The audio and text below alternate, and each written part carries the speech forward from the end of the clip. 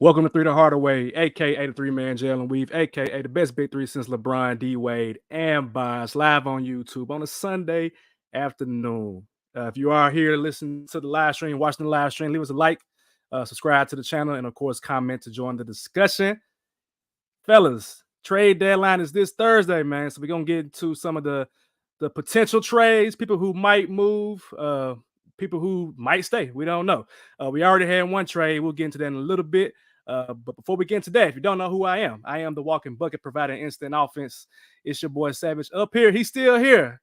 The coach on the sideline, take them school on and off the court. And when I say it's really shitty, it's really shitty. Shitty, what's good, brother? Not much, man. I feel like I got to say this because it's a day, but it's World Cancer Day, and I got cancer, so I might as well say, hey, happy World Cancer Day. Happy World Cancer Day. Cancer. Shout out Candy in the comments, of course. We on time, Candy. We had it for 1:15, and it's 1:15 right now. We've been since 3 minutes. What you call? I was about to say the sours. Sour Pat. Good try. We also get your favorite DJ, Sample Man himself, Mr. Ted Shakir too. What's up? What's going on, man? How y'all good gentlemen doing? Hey, F Cancer. But shout out to everybody with it. Shout out to everybody going through that battle. Shout out to the winners, man, for sure. Let's get it. For sure, man. Also, happy Black History Month, man. We are a Black-owned podcast, a Black-owned network. So we, of course, going to celebrate Black History Month because we Black as hell, not just this month, but every single month. You feel me? So, all right, even 365 and 366, just in case y'all forgot. Some of y'all forgot. When New Year's came around, I'm going to be the same person, 365, new person, 366, dumbasses. Sorry. People don't read or write no more, bro. They don't read or write. They don't. They ain't got time to look at no damn calendar. Bro, you know they don't even teach cursive in schools no more, man. It's crazy. Man, that is crazy. My fault. Now you good. You good. Two got NBA trivia today. He already told us what it was, but go ahead and tell it for the people too. No, I mean, so for the people, there are I got 18, 19. They say it's 20, but I count 18 to 19 second round picks to become an all-star. And of course, salute to Jalen Brunson and Tyrese Maxey for being first-time all-star reserves. So that's kind of where I got that from. So if y'all can name, we're gonna just do half of them, and I'll name the rest because we don't want to spend too much time on it. But at the same time, again, I have about 19 players that have been chosen in the second round, and they have become all-stars. Go. Joker. Of course. Draymond. Of course. Second round picks. Golly. Dang, I used to really mess with this dude. He got on Gilbert Arenas. Of course. Gilbert. Okay. Of course. Second round. Okay, yep. That's four. Okay.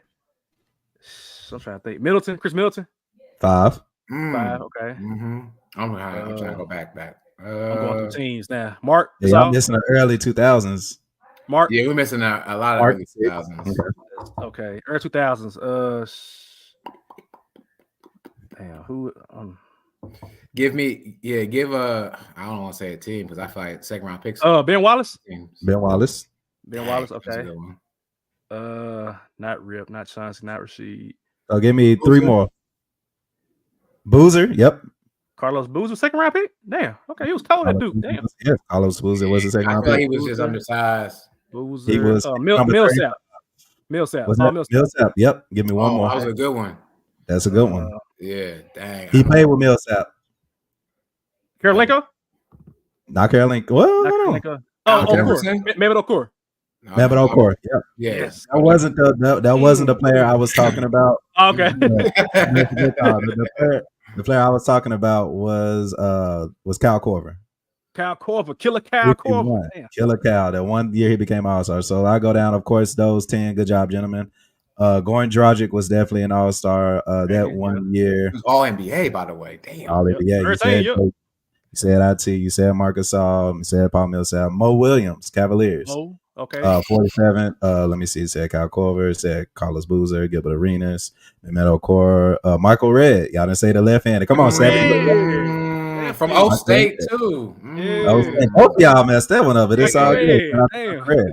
You said Manu, Rashard Lewis, number 32 by the stroke. Let me see. And then we're gonna get into some older ones. Nick Van Exel, Then number 27 pick was considered the second round pick. So Nick Van Exel. Antonio Davis, he known for playing with the Raptors. He was 45th by the Pacers. Cedric Sabonis, 48 known for the Lakers, 48 by the Suns, and Cliff Robinson, number 36 by the Portland Trailblazers. R.I.P. Wow, yeah. R.I.P. Yep, and that's everybody. Yep, and y'all said Rodgers getting Middleton. Yep. So there we go. What's crazy is I know all them players. I know all man. Literally all them players. Now I probably wouldn't have guessed some of the older ones because I didn't think that Cliff Robinson made the All-Star team or Cedric Sabonis, but I knew all them players. So I mean, they did their job when they was in the league as second round picks. And it's wild because like some of these guys, I mean, you know, making an All-Star game is an All-Star game, but some of them just like a one-time thing, and I kind of like forget those things. Like a Mehmet Okur, I feel like he got that with the Jazz, maybe. I don't know. Had to be with the Jazz. That 1 year, yeah. With Deron Williams was probably giving them the ball a lot. Yep. Yeah. So, all right. Speaking of All-Stars, All-Star weekend is after this week, I think. After the Super Bowl, it's All-Star weekend. And there is an event that I think everybody's looking forward to more than much of the other festivities. Nobody cares about the dunk contest anymore. The All-Star game is cool. The Rising Stars game is cool. But, I mean, people have fallen in love with the three-point shot, due in large part to Steph Curry, obviously, who's like the greatest shooter of all time in all aspects of the game. And then you got him going up against Sabrina Ionescu, who is arguably the best shooter in the WNBA's game. And so the NBA has worked out a deal where Steph Curry and Sabrina Ionescu are going to compete against each other in a three-point contest. The only difference is that Sabrina will have a smaller women's basketball, but she wants to shoot from the actual NBA range, which she has proven to be able to shoot from based on if you watch her game with the New York Liberty. So, gentlemen, who do y'all think is going to win Steph Curry versus Sabrina Ionescu? First of all, I'm going to say this. I think Caitlin Clark can be in there too. I'm just put that out there, because she pulling them up from the logo. It's a try run. Yeah, I'm gonna give it to Sabrina. I think there's a lot of pressure on Steph to win this one, man. So I think Sabrina wins this one. It's not because of the difference in the girls' ball and the boys' ball, ladies and gentlemen. For those that don't really know, it's not really that big of a difference in terms of like the size and weight per se. But I just really feel like Steph has a lot of pressure to win this against her. And she's just going in guns blazing. She don't really care. She'll be. You're going to tell a lot by how she warms up and how she just comes on the court. And I'm gonna give it to Sabrina to win this one. I'm gonna say by 2 to 3 buckets. She's gonna win this by 2 to 3 buckets. Okay. If Steph Curry's the best shooter in the world, which we said on the podcast, which is unanimously known, he can't lose. He cannot lose. So you talk about the pressure. I mean, it's a lot of pressure on him because like you are in a big moment, right? And you know you're going against a woman. Let's just put it out there. You're going against a woman, so we're gonna have a lot of eyes on that aspect. And to me, it's like if you are the best shooter in the world, it don't matter if you're going against a woman. It don't matter if you're going against a child. You've been in big moments and you've hit some big, amazing shots. So now it's like, I don't need Steph Curry to be like, it don't matter what happens. No, you're literally going against, arguably the best shooter who may be a woman. If you are the best shooter in the world, it's time for you to prove it, bro. So I love this idea. Honestly, I love for everybody saying it don't matter. It kind of do, because now you put in the NBA spotlight. It's like, if y'all can't be, other players who are the best in their world, what if we bring the best shooters from China or the best shooters from Spain, whatever. And now it's like, they already think they're better than us anyway. So Steph, I feel you. I feel you on that kind of pressure sheet, but at the same time, Steph won 4 rings in shooting and pressure moments. So this should be, none for him. He should come out guns blazing. So I appreciate the moment. I remember on Let's Be Real a few years ago that I made the claim that it's going to be a point where we will probably want to watch the 3-point shootout after the dunk contest. You did say and, I was laughed at. And here we are, saying that, even for you, Savage, you rather watch this after, or, you more anticipating watching this in the slam dunk contest. So it's like, here we are. And I ask y'all, would y'all rather watch the dunk contest first, or would y'all rather watch this first? I haven't even watched dunk contest in years. So I don't even know. I don't know who won. Who won last year? I don't even remember. Was it? No, it was the dude. No, it was Mac McClung. Mac McClung. Yeah, I remember that. But yeah, I mean, that's fine. I'd rather watch this though. It's more entertaining. Yeah, and it's like how many more creative dunks can people come up with? By the way, too. Right. Because it's kind of getting. Honestly, cheating, you'd be surprised. Oh, I was surprised when Aaron Gordon and Zach LaVine went up. I was, but I'm kind of like. I will definitely anticipate the 3-point contest. I mean, the whole game is going to the 3-point contest, regardless of what it is. Mm-hmm. But yeah, the dunk contest. This is the number one thing to me. Any other skills competition? It should be the finale of Saturday night. That Saturday night. It should be this. Here we are. It should be the dunk contest. It shouldn't be. So, my pick. Well, first of all, let me say this: girls can shoot, man. They have the weirdest form. I don't even know how. It's like a push shot. You know what I'm saying?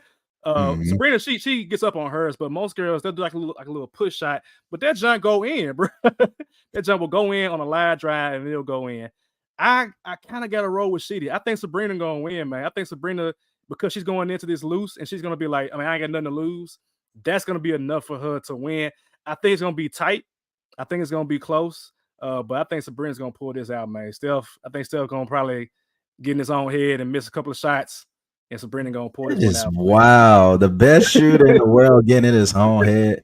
If you want to talk about anything getting in his head, it's the fact that he ain't starting an All-Star game, which may actually give him a boost. So I mean, no, man, y'all. How many buckets is he gonna beat her by? It don't matter. He gonna win. I gave you 2 to 3. I'm gonna go 3. Let's go 3. Okay. 3 the Hardaway. 3 is a special number in my heart. Let's go with 3. Let's go. Come on, hey, man. Sabrina can shoot, man. Sabrina can shoot it. Yeah, but Steph the best in the world. Like, he better not lose. I can't wait. You already lost the starting spot, which may be for the rest of your career if we really gonna think about it. Also, it is. It is. It's a big deal. As a Warrior supporter, as a Warrior fan, it's a big deal. So you already lost that. You can't lose this, dog. Okay. All right. Let's get to some NBA news, gentlemen. So we had a couple things happen this past week or so. First, I'm gonna get into the. I forgot to mention this pre-show, but Steven Adams got traded to the Rockets. Again, the Grizzlies trading within the division for whatever reason. They get back Victor Oladipo, who is not playing right now, 2 second-round picks in 2024 and 1 second-round pick in 2025. Quick thoughts on Steve-O getting out of here. He said peace. Two said peace. Yeah, I mean, it was a trade for 2 players that ain't playing right now. So I mean, basically, what we doing now? What I do, like when Steven Adams comes around, wherever he does go, if he stays with the Rockets or is bought out, Steven Adams has proven to be essential for any point guard. So wherever he goes, I hope he does great because I think he did well for what Ja Morant was doing for his career. Mm-hmm. For me, I talk on the Rocket side because I see what they're doing. It's like they're combining, they're getting a nice mix of youth and, veteranship. And when you talk about Steve-O, whether or not, Steve-O comes back 100%, he's, 50%, 75% of a Steve-O coming off the bench on a Rockets team is only going to make them better. You know what I'm saying? Sengun going to have, when Adams do get healthy, having to go against him in practice every day in the summer, that's going to only make him a better player. And you talk about the picks that Steve-O is be able to set for, Van Vliet and Jalen Green. It's only going to make everybody better. But at the same time, on the Grizz tip, I mean, bring out the magic ball. I told y'all what kind of pick we're going to go for. Once we get that top 5 pick I've been asking for, we're going to go ahead and finally get our big man for the future. And I say big man with no disrespect to Jaren, but an actual center. Like my number one bet is go find one of these Jokic babies and pair with Jaren Jackson, and you literally got your starting 5 for the next few years. You know what I'm saying? That's what I want. That's what the Grizz father want, and that's what I'm putting out to the universe. Because I'm getting sick and tired of Jaren having to worry about if Jaren gonna get 3, 4, 5 rebounds. Let's squash that now. Let's go ahead and get a big dog in that paint, and let's go ahead and go out and go out separate ways. Steve-O, even if he would have returned back, how much of a difference would he have made? I know it's a bunch of Steve-O lovers. Include myself. I love what he did. I love what he did, but at the same time, it got to a point where last year we kind of got figured out. You know what I'm saying? So I think, coming to this season, I feel like we maximize our potential with Steve-O. and now he's going to. We got to see him more times than we like to. He's with a better situation. Now, by the way, F cancer, F them picks. Grizzlies, do something with them, because I'm getting tired of seeing second rounders and first rounders coming into the organization, and we doing an okay time part of drafting. Let's actually get somebody to know what the hell they doing. Yeah. It's time for the Grizzlies, man. Like, depending on what pick in like the first round they get in the lottery, you can get like an Alexander Czar. You can get I think it's Topic from Serbia, Slovenia, where are you from? One of those players, Buzelis, who's playing in the Rise of Stars game, depending on what you get. But if it's not within range of an elite player, trade it for somebody that's a solidified player in the NBA, so you can partner him with Jaren down low. I'm happy that Steve-O was gone. It was cool when he was here, but I mean, Shark said all the time, we saw him get played off the court. He's been injured. We don't know to what extent he's injured or if he's like even communicating with the Grizzlies medical staff. So it was time. It was about 3-4 years. Just same with JV. Just time to get you up out of here and move on. And anything, Jaren's been playing really well. He's playing like at an elite offensive level to the point where you don't need him anymore. And you could bring back Tillman to play alongside Jaren as a bench player, because he plays well with Jaren. So you can do that as well too. But Steve-O, appreciate you, Aquaman, but it's time to move on, brother. It's time to get up out of here. All right. Next up in NBA news, they announced the All-Star reserves. Ladies and gentlemen, Trae Young did not make the team, as I said last week on this episode. Now, he might make it as a reserve because, players are injured in the Eastern Conference. I'm fine with him as a reserve, but to get it off top, absolutely not, ladies and gentlemen. So here are the reserves for the East. You got Bam Adebayo, my boy Paolo Banchero, Jaylen Brown, Jalen Brunson, Tyrese Maxey, Spider Mitchell, and Julius Randle. Out west, you got, let me click on it. You got Devin Booker, Steph Curry on the bench, Anthony Davis, Anthony Edwards, Paul George, Kawhi Leonard, and Karl Anthony Towns. I know we talked about it a little bit on LBR yesterday too, but I just want to hear your thoughts on Trae Young and why he still ain't making that team. Even, matter of fact, yesterday they won the game. You gave up 60 to Wardell. 60. So that's why you are. So go ahead. Steph was bound to go off on anybody at any point, and my Warriors still took the L. So it is what it is. But at the same time, Trae Young still put 35 up. But I mean, I'm starting to feel like I'm starting to feel the Trae Young disrespect. You know what I'm saying? The 27 and 11, the Hawks 9-10. I mean, like, it's not too bad. But he should have been in, man. Who I take out, I don't know. But who can you take out? Who can you take out from the East? You can't take out Brunson. You can't take out Spider Mitchell. You can't take out Tyrese Maxey. It's slim pickings, man. It's slim pickings. I guess he'll get a reserve spot, and if not, then we call him blasphemy on the NBA. Yeah. But Trae Young, I see you, bro. You know what I'm saying? You got the titles of a past first ball hog is by people like Savage and the whole community. I get it. It's cool. It is what it is. But I see you. I mean, he getting those when they getting their asses whooped, and he throwing the ball to people against second team players. And scoring against the second team. So I'm not against. I hope it does well for Trae Young. Trae Young had his wish. He made it to Eastern Conference Finals. Very young. He may get back. But on Tantra right there, he might get back sooner than later. Who knows? But Trae Young did not deserve the first round of the All-Star reserves. No, and I'm sticking to that. And the bad part is I don't know who else will be there. Were there any guards hurt from the East? Because I don't know how the replacement goes because Joel Embiid ain't gonna be able to play. They have like 2 wild card spots, if I believe. So they can be any position. So Julius Randle, he's gonna be out. Joel Embiid is gonna be out.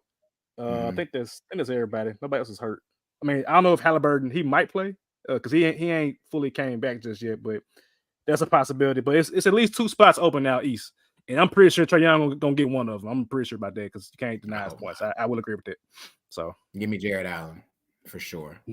Oh, Jared Allen. Okay, so speaking of the injuries, everybody's mad now about the 65-game rule, which we all knew about in April. And there are talking heads saying that But not even talking heads, but I think it's players coming out and saying that it's a shitty rule that Joel Embiid, whose betting odds for MVP have like collapsed all the way through. It's like with SGA, no, it's Joker, SGA, and I forget who was third, but like Embiid was like fifth in the odds for the MVP, despite having, you know, another MVP caliber year. I forget what y'all's opinion was. Mine was like, I mean, cool, 65 games. I feel like you should play at least a certain amount of games in order to get the MVP. And if you get hurt, I mean, you get hurt. I'm an Eagles fan, and Jalen Hurts got hurt previous year, and then Pat Mahomes won MVP. I felt like Jalen Hurts should have won MVP, but I was like, I mean, he missed the last 3 or 4 games, so I can't get mad at that, you know. So, quick thoughts on the 65 game limit and everybody shitting their pants about this shit. I'm gonna put it into percentages real quick, just because I'm a math guy, and I'm gonna start with you, Savage. Savage, when you started your job, right? They gave you how many days for PTO? Maybe like 2 weeks, right? Yeah, about 2 weeks of PTO for 12 months. So that's 2 weeks out the year that you can be gone with that with pay. To make this means you can miss 20% of your games. 20% is a very high number. I'll put it to you like this: you work 5 days a week, you call off once a week every day. You really think your manager is going to keep you if you keep calling off once a week every week for months on months on months? It ain't going to happen. So I'm putting this in more or less our standards in terms of people that are not basketball. We're not getting paid millions of dollars to do this, but also as fans, if I'm setting myself up to save money to go to a game, let's say the Mavericks are playing the Heat and Luka's out, Kyrie's out, Jimmy Butler's out, Bam's out. Dang, I can't get my money back from that ticket I've already paid for and my son's ticket, right? Or I could sell it, but I don't want to sell. I wanted to be there. And I think this rule is there for people like us to see the common people can go see these all-stars that we love to enshrine and all that other stuff. But dang, like y'all knew about it. At the end of the day, like it's a collective bargaining agreement. Collective. Together. Yes. Okay, word for the day. Together. Yes. So if you weren't the actual person there was someone that was speaking on your behalf that said, yes, the majority of the NBA players will agree to this spot. Mikal Bridges ain't complaining, who played in 83 games last season. 83 games, yeah. At the end of the day, again, putting it into the perspective of us as everyday workers, if you're supposed to work 5 days a week and you're only working 4 days a week, every week for months on end, eventually your boss is going to be like, we're going to go the other way with you, Marcus. I'm sorry. We have to let you go. You keep calling off once a week. It's just not consistent in continuity there for us in that job. And again, the other part is being the fan. Now, I'm happy you brought the numbers up because I looked it up. And again, 65 out of 82 games, that's 80%. So I don't know if you knew that or not, but it's like if you're looking at a numbers game, a thing for every 5 games, you know, the players playing 4 and missing 1, that'll still get you, you know, into MVP hopes. So we also got to think about and talk about why the rule was established is because the NBA is making so much money, the players are making so much money to the fact that you can't just you got to play. You know what I'm saying? Yep. It sucks for people to have their hard-earned money go and bring back, you know, the Warriors and want to see Steph Curry play. Well, he's not playing because of load management or whatever. It damages the product. It hurts the league. But I mean, I say that to say at the same time, you're damaging the league because you got the storyline of, you know, us feeling bad for Joel because Joel was injured games ago. From what I'm hearing and from what I'm reading. So you try to come on out and you further damage yourself to try to, you know, make sure for 1, you play, for 2, make sure that you can compete for MVP. They'll let you know how much it means to him, but at the same time, you're damaging, again, your product, which is what I brought up last week. When you do try to, in a way, I'm not going to say force the players because this is your job, you got to go to work. But this is at the end of a time, more of a physical thing. You know what I'm saying? And it had me thinking, damn, like, should the big man and the guards or whatever you want to do it, should they have to play the same amount of games if you really think about it? Because, you know, that I was thinking about that all week. And I asked y'all that, and I definitely want to get y'all opinion on it. But, I shouldn't expect Joel Embiid to play the same amount of games as a De'Aaron Fox or, Anthony. That was like, they're bigger. Then that's the same as Jokic. That's the same with Victor Wembanyama. A bunch of big men should be compared physically to the guards because of their bodies. So, I mean, that could be a thing too, I think, going on in the future. But, we do feel for Joel Embiid not being able to be in MVP contention no more because of an injury, because he was clearly the most valuable player of this season. But at the same time, there's another second half of the season to go, which you won't be able to contend for. So I get all that as well. That's a damn good point about, like, because I mean, big man, they're 7 feet tall. Like, I'm 6'4", so I'm like the average height of an NBA player. And I still have like pain in my legs, but I can only imagine what like Victor's going to go through in about 10 years, or what Embiid is going through right now. So that does make a lot of sense too. That's actually a great point that I haven't heard anybody else bring up in terms of just like the biological differences between a 7 foot tall dude and like a dude that's like 6 feet tall. That's actually a great point. So I wonder if they would actually consider that for big men, because I would have to know what's the rate of injury between guards, wings, and big man. Because big man, they down there banging in the paint, you constantly jumping in off blocks and rebounds and contests, and that pays a toll on your knees, man. So that's a damn good point. So I'm color me interested in that. That's actually a pretty good point too. I ain't mad at that. Yeah, can I add something too as well to this? Not the point that you're making too, but the point of the games being played. Also, this is hurting those teams like San Antonio Spurs or the Trailblazers or the Pistons, the Wizards, like teams that really are not doing well this season. What games do people typically take off? Oh, we about to play the Wizards? Oh, I'm good. I'll sit this one out. Oh, I'm going to Detroit? Oh, they lost 27 straight, dog. I'm going to sit this one out. And so it hurts those smaller market teams as well that don't get that opportunity to make the money for LeBron coming or for Giannis coming or anyone like that. But, I mean, we're seeing also what this rule is doing for a team like the Clippers. Like, the Clippers are really doing very well.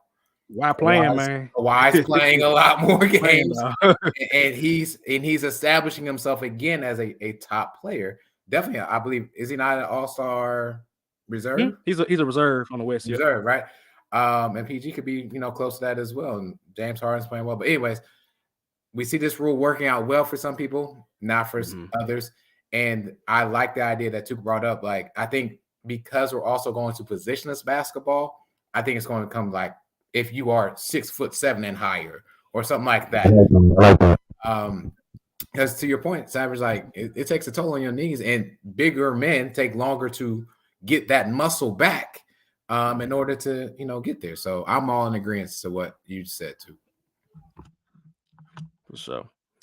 All right. Well, I guess we'll see. I think SGA is probably the favorite right now because he's been winning a lot of games, and I think Embiid, he has a torn meniscus according to reports. That never bodes well for anybody that's that tall and that heavy and moves in that way. So if I'm the Sixers, I probably would sit him down towards the end of the season, let him get like a week or two to get back in basketball shape. And then you should still be able to win your first round matchup, depending on who you're playing against. I mean, you're the second, third seed. You should beat whoever that is with another all-star Tyrese Maxey. And if they make a trade at some point, which I think they probably will, to contribute to help Maxey, because you literally have to. You can't go into past the deadline with just Maxey, Tobias Harris, and pieces, Pat Bev, and no. Every time people mention Tobias Harris, that 40 million just make me itch. Like, this nigga getting paid 40 million. And not an all-star. He's playing okay. Name another $40 million player not in an all-star game. I cannot. Back-to-back 40 million. That's crazy. I cannot. All right, man. So speaking of the trade deadline, man. Today, this is the meat of today's episode. Today we're gonna play a game of deal or no deal, and it's not to the extent of the actual NBC game is, but it's more so I'm telling the guys here, I'm gonna provide a trade scenario. I'm gonna place the onus of being a GM on Tuke or Sheedy, and I'm gonna say, hey, if you are this team, is this a deal or no deal for you? So I have 4 trade scenarios, and some of them have more than 2 teams. So I'm gonna still give y'all the chance to be the GM of one of the teams. But 4 trade scenarios, y'all tell me this a deal or no deal and why. All right. So the first trade scenario involves DeJounte Murray. Okay. Well, took your mic kind of muffled. I still muffled. I don't know what's going on. But either way, I'm gonna let Took fix his mic. First trade scenario is the Lakers get DeJounte Murray. The Hawks get Spencer Dinwiddie in the first round pick. The Nets get D'Angelo Russell. Sheedy, you are the Brooklyn Nets. And Took, you are the Los Angeles Lakers. Deal or no deal? I'll go first. Fix your mic. As a Brooklyn Net GM, I will take D'Angelo Russell over Spencer Dinwiddie if that's all I'm giving up. What am I in, like the 9th seed, I think, right now? Or I'm outside of the playing scenario, so I'm looking it up right now. 2 games out. I'm not saying D'Angelo. Welcome back, D'Angelo Russell.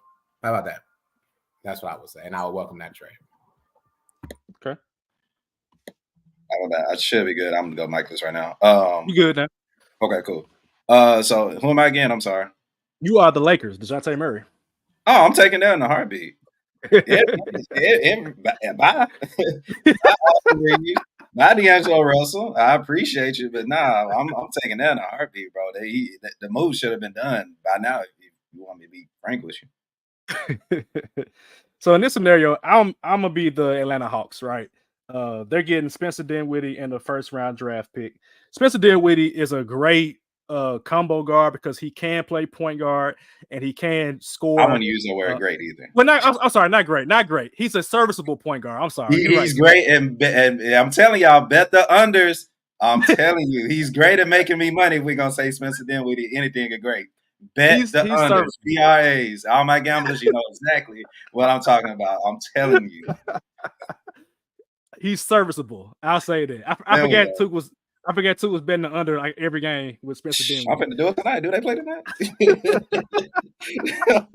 But if I'm the Hawks, I'm saying hell nah. This ain't no deal because I mean getting just a first round pick, and this would be the Lakers' first round pick, by the way, in 2029, which could be a high draft pick because I'm gonna assume by then LeBron James will not be a Lakers. Anthony Davis is gonna be street clothes again. But even still, if I'm thinking about right now, if I'm trying to compete with Trae Young, who is not leaving in this scenario, I gotta say no deal. I couldn't do it. So y'all both saying deal on y'all end? Yeah, I think we real world wise, the people that are holding this trade up are the Hawks anyway. So that's right, Savage. I think so. Yeah. Okay. Fair enough. I mean, and I said this too, and Candy, I know you in the comments too. I'm seeing the vision for DeJounte Murray in a Lakers uniform. I see it now because he's not playing as well. The trade value is low, so I'm expecting it now for them to get DeJounte Murray, and I cannot believe this. Come on, now. D'Angelo Russell needs to play. Who's playing well? Who's playing very well? and he's playing well. And I think the other part of this is somehow or another they want Austin Reeves. And LeBron can go too. If I'm like, he can go. He can go. If you're a Laker, but if you're LeBron and LeBron's saying no, I want Austin Reeves, it's LeBron's show. People get mad at LeBron for that, but he's making the decisions. To be honest, let's be honest here. He's the one really making decisions. He's been making decisions everywhere he goes. Maybe not as much in Miami, but everywhere else he's made the decisions. Yeah. Okay. All right. Next trade scenario. Took, you are the Chicago Bulls. Okay. And Sheedy, you are the Golden State Warriors. Now, this trade does involve Zach LaVine, who said, y'all trade me. Hell nah.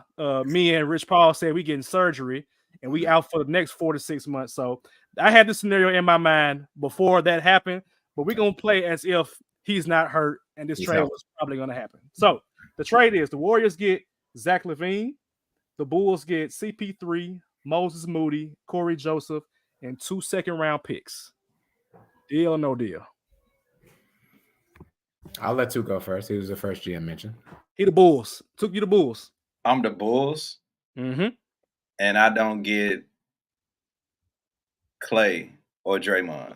Nope. You get Chris Paul, you get Moses Moody, Corey Joseph, and 2 second-round picks.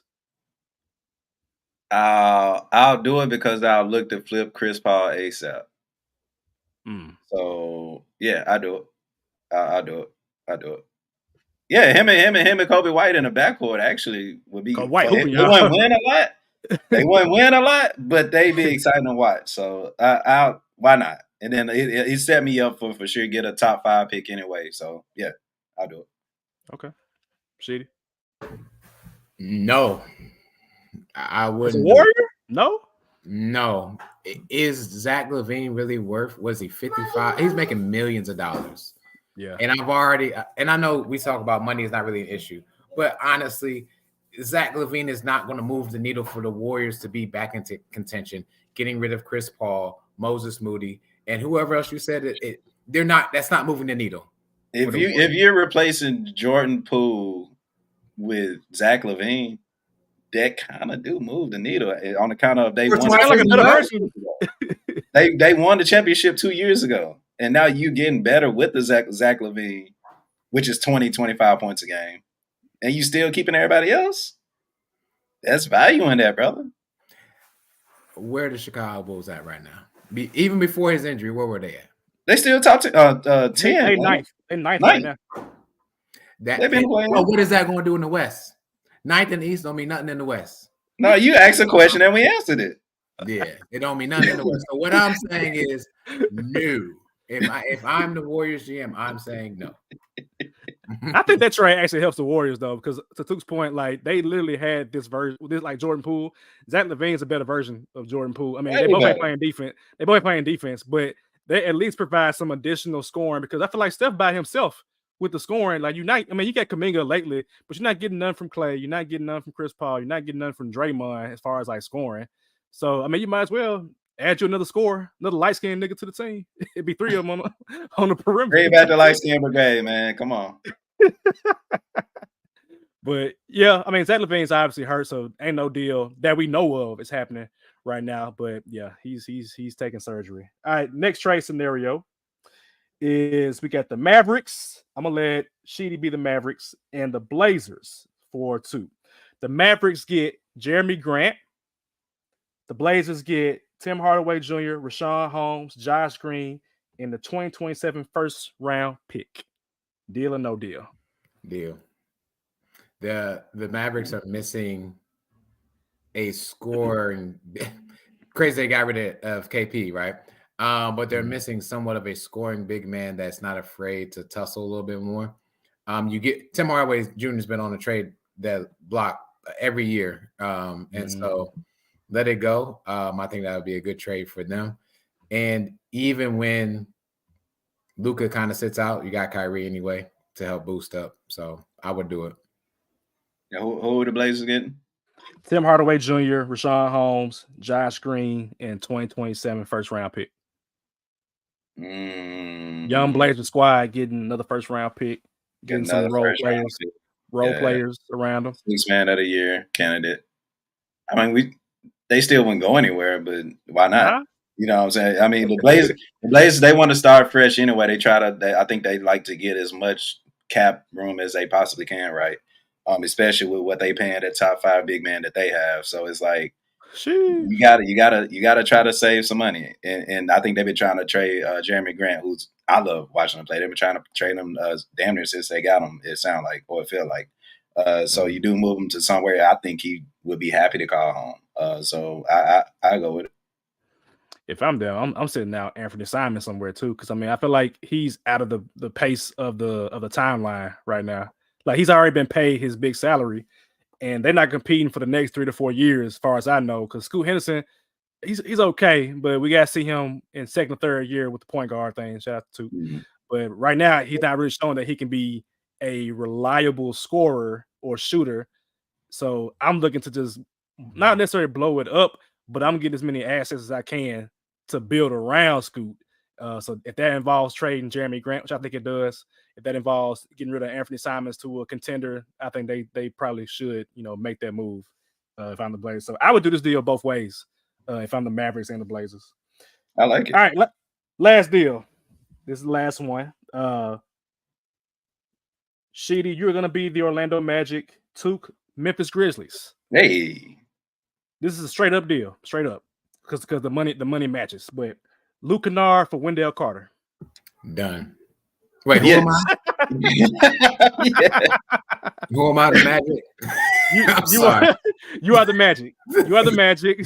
Took, you are the Grizzlies. Luke Kennard for Wendell Carter. Sorry, I was saying that for the Grizzlies. My fault. Too. Are you sure? He's done. Done. I ain't even get a chance to breathe, my guy.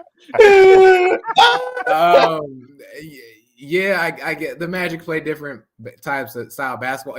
They're not going to miss on size, to be honest. Their starting lineup or their closing lineup is like 4 guys. Everybody 16. Right, everybody 16 and above. So missing Wendell Carter, that's 116 guy you don't have. Get some more shooting. That's fine. I'll take it. I'll do the deal for the Magic. Yes. Sorry. Let's see. 6'10", 270, 12 points a game, 7 rebounds a game. He would help in the paint. I don't think he can shoot that much. Oh, hold on. No. He's shooting 40% from 3. Really? He's shooting 40% from 3. How many attempts? I don't know. Hold on. Let me try for 5. Is it 2, 3? Let me see. Probably 2 for 5 from the 3. Yes, I mean, so we go last couple games: 2 for 6, 1 for 3, 1 for 3, 1 for 4, 2 for 3. So I mean, for a center, hell yeah. What should he say? Done. I mean, it's not the Jokic build that I want, of course, that I alluded to earlier in the podcast, but you do get somebody, again, 7 rebounds a game and can hit the 3. I mean, then you can get a top 5 pick and literally pick the best available. Cool, sign me up. Damn, can we do that for real? Because I think the Magic's like one of the worst shooters in the league, right? I don't like Wendell Carter. I don't like Wendell Carter personally. I like the idea of Wendell Carter, but I feel like he gets hurt too much for me as a player. Which, I mean, the Grizzlies have the longest laundry list. And what about Luke Kennard? This is true. I ain't gonna lie, this is true. Luke Kennard had his weird leg injury or whatever it is. Sherman says another injury prone. Yeah. So we already dealt with that with Steven Adams, and I don't know Wendell Carter's contract right now. But the idea of Wendell Carter is great in terms of like he's a rebounder, he's an active big man, he can catch lobs. But two, you got me intrigued by this Jokic type center. I'm actually intrigued by that. I don't know who that would be. But he's playing for the Rockets right now. I'll be sure. There's some babies that's gonna come after them. I mean, everybody damn near want one at this point. So I mean, they on the lookout. Grizzly scouting, do your goddamn job.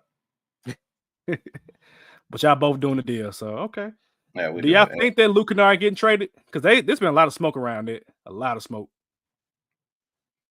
For me, I'm on the Took train anyway. Like the Grizzlies ain't doing nothing. I don't really see them making the playoffs. I'm sorry for everybody. Why trade him? To be honest, you know what I mean? Like, I think the trade deadline should be more emphasized, and this goes into what I'll be talking about with these trades in a moment. It's more or less designed for teams that are like top 8, top 10 right now, and are actually going to make a push to be in the playoffs. I don't see the Grizzlies in the playoffs, so I don't understand why you would want to trade him. What would trading Luke Kennard bring back to you all, the Grizzlies, that will actually move the needle to say, yes, we're going to make the playoffs? Because I feel like if they make a trade, you got to get just draft picks, because I don't want any other players. Like, I mean, not a player that wants to start. Just give me I'll take this piece, but you give me a first round pick, like a late first round pick. All right, cool. But trading, go ahead. Too. No, I was saying, and trading them, again, what she just said is why would you, when an issue next season when you get all the dogs coming back is you don't want shooting to be an issue when you done traded probably your best one, or second best one, excuse me, my bad, bang, your best one, and you got them statistically for areas of hey, center corner shoot, because statistically he's one of the best, if not the best in the league at doing it. So that's what we'll be getting rid of. So we don't want to just get rid of them. This is true. Because next year going to be the year. Everybody's coming back healthy.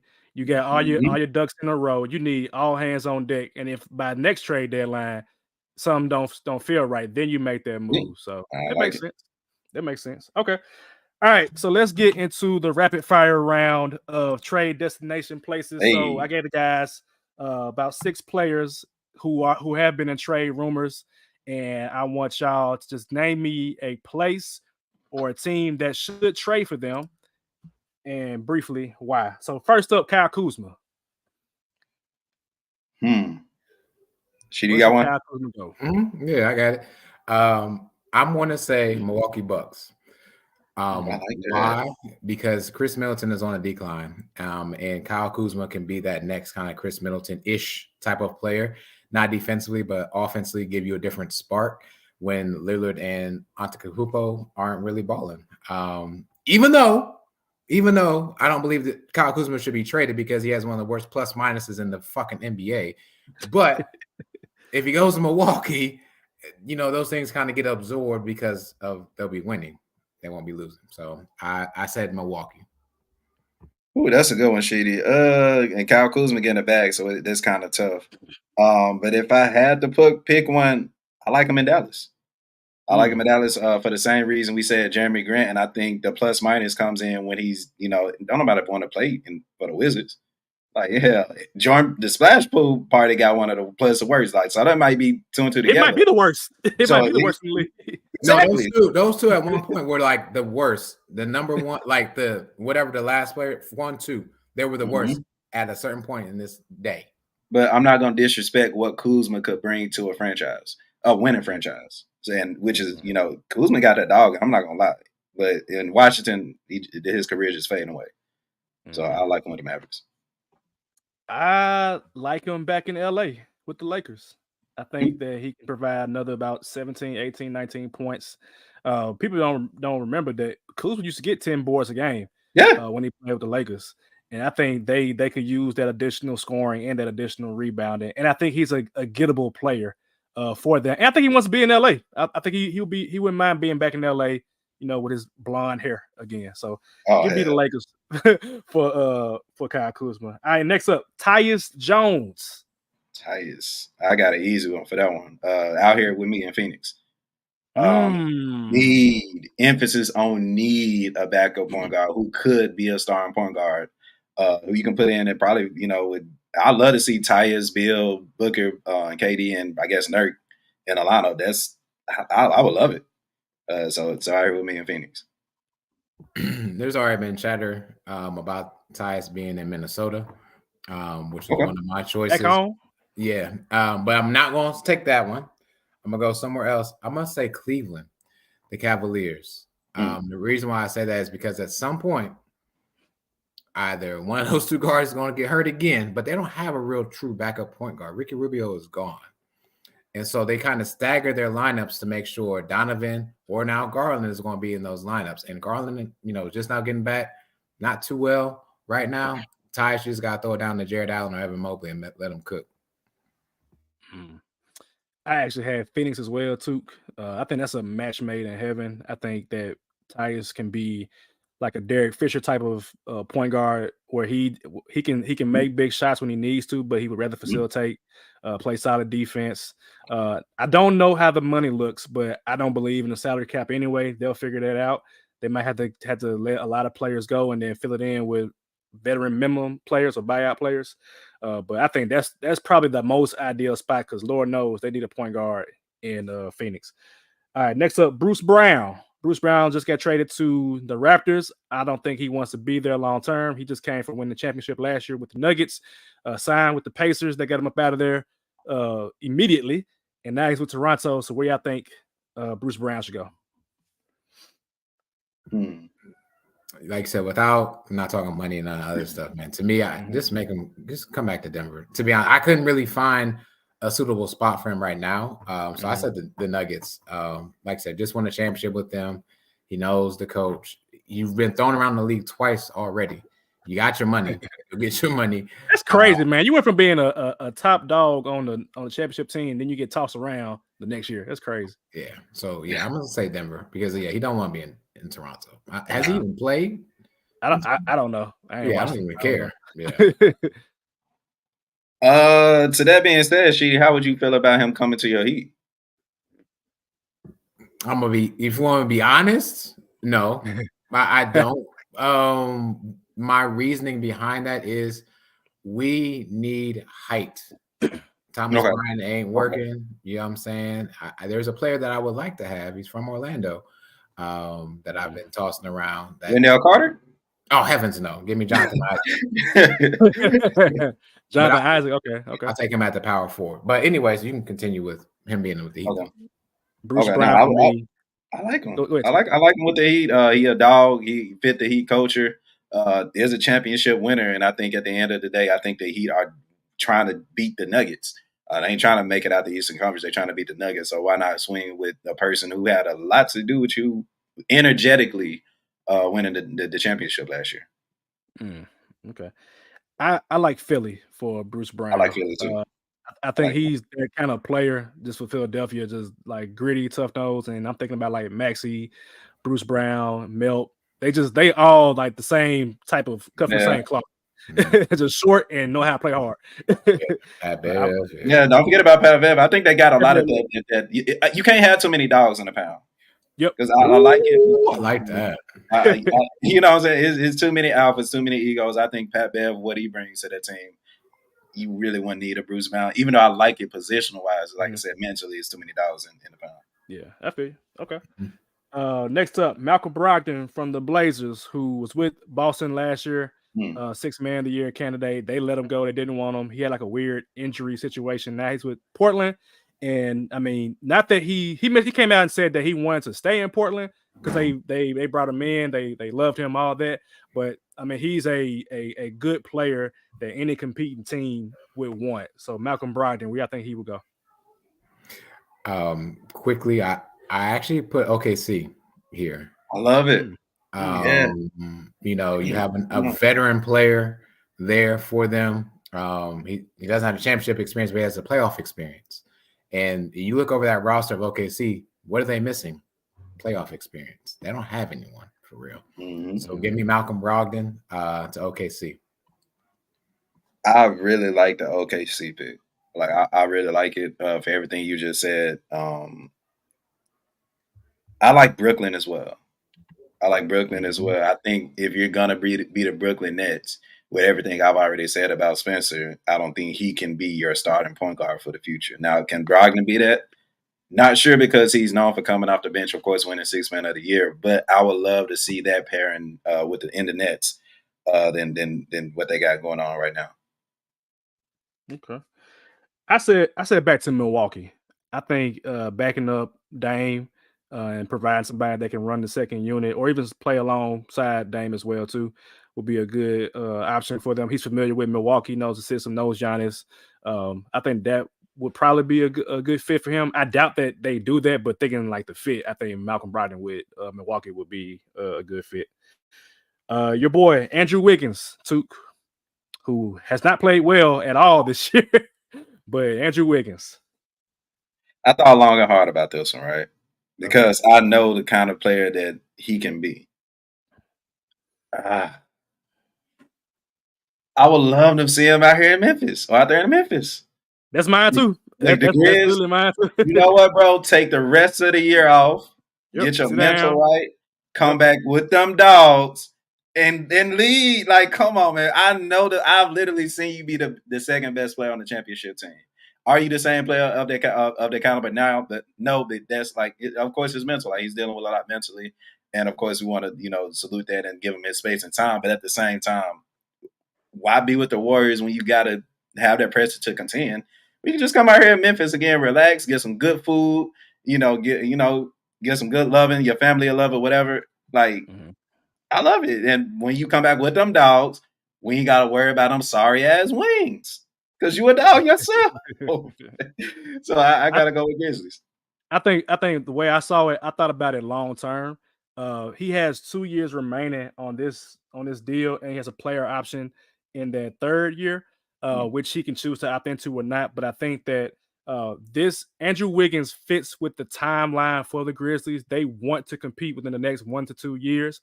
And if I'm the Grizzlies, I'm not rushing GG. I'm not rushing him. He's he's literally the youngest player in the NBA right now. Right. So he can afford to chill out for 2 years while we put Wiggins ahead of him. Let Wiggins do his thing, and then Wiggins wants to opt into that player option that 3rd year when he's 31 years old. That's cool, but I'm trading you because you're only worth 30, $30 million. That's a tradable contract. And then by then, GG is 21 years old. Put him in that starting lineup beside Ja, Bane, and Jaren, and then roll from there. Like, I actually love that. I don't think they'll do it. But if I'm the GM, that's what I'm doing. That's what I'm doing. I love GG coming off the bench, bro. Like, period. Just he's that kind of player that spark, that whatever you need, coach, I got you. And I think if you put that into the starting lineup, it kind of mess up with the chemistry a little bit. At least right now, because like right now I'm cool with him on the bench, but like give him time to learn and be a backup and learn how to run the offense. And then by then he'll be 21 years old. He's still young. There are players coming in the league right now. They're like 23 coming into the league. So I like be patient with GG is what I would say, and just tell him, hey man, I got you in a couple years. You saw us commit to Zaire, who's trash. And we committed to him for like 3 years. So we're gonna commit to you. Just keep developing, keep building your muscle up, keep doing you, and we got you in like 2 years when it's time to win a championship, basically. I like that. Dang, I didn't see the Memphis drop. Like I said, I didn't think about that one. I liked it. I had Andrew Wiggins going to the Mavericks. Okay.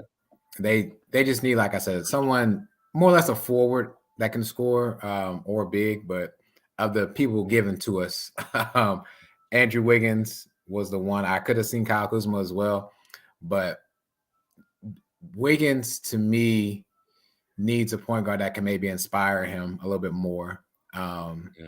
Like Luka Magic, he's going to give you the ball. He's going to have a double team on him. He's going to look for you to be open, and you need to be open to catch the ball and shoot and do whatever you got to do. Kyrie's going to draw a lot of coverage, double team, whatever. It allows you to be more free in the offense, I believe, for Andrew Wiggins. And it takes your mental days. And so I am with the Mavericks. Okay. And the last one, which I personally think this is probably more likely now that Zach LaVine has said, I'm getting surgery. The Bulls, of course, are a 9th seed, but everybody knows they're not going to compete. We see Kobe White turning up right now. Most improved player, by the way. He might be on your list for most improved player. Damn near, And so DeMar DeRozan, he's obviously an older player by now. But if I'm a contender, I'm looking into this. Like, we can have that additional bucket that's been there, that's done it, that can play defense. Literally the best mid-range player in the game. DeMar DeRozan, what y'all got for him? I had 2 places for him. Of course, he's been kind of pushed around towards the 76ers a little bit. But I actually, not a true contender, but a playoff team. You're going to like this, Savage. I want him to go to the Magic. And be with Orlando. Okay. You don't have to. There's no pressure to win. Chicago. I feel like Chicago is just a big city, big names, whatever. He goes to Orlando. I'm not saying he's dying in Orlando, but again, going back to a veteran for them, do they really have that? I think that may have somebody on the bench, and you look at their starting 5 and their closing 5. Besides Paolo, who's getting that bucket at the end of the game? If I double team. Right. If I double team P5, you know what I'm saying? Who else? Like I said, Franz might be there, but DeMar is always going to be available to get that mid-range in. So I had him going to Orlando, actually. Interesting. I wanted to make this interesting. As you can tell. I actually like that because he's on an expiring contract, so he can, run his course with the Magic, and then somebody will offer DeMar DeRozan a contract, ladies and gentlemen. Like, the dude has not shown like immense signs of regression, in my opinion. Somebody's going to sign him for a 2-3 year deal after this season. It's going to happen. So last year on the pod, of course, I asked for the Grizzlies to make a move for him, and I would love it still wholeheartedly. DeMar DeRozan, you would look amazing in the Grizz uniform. But if he wants to, I'm pretty sure he wants to go to a contender. It's some dudes out there in New York out there that's hooping their asses off, and I think he look good in the Knicks uniform too next to Brunson. They already traded. Of course, they got who they just get? OG. I love him, but DeMar is DeMar, and that's a position of what I'm saying.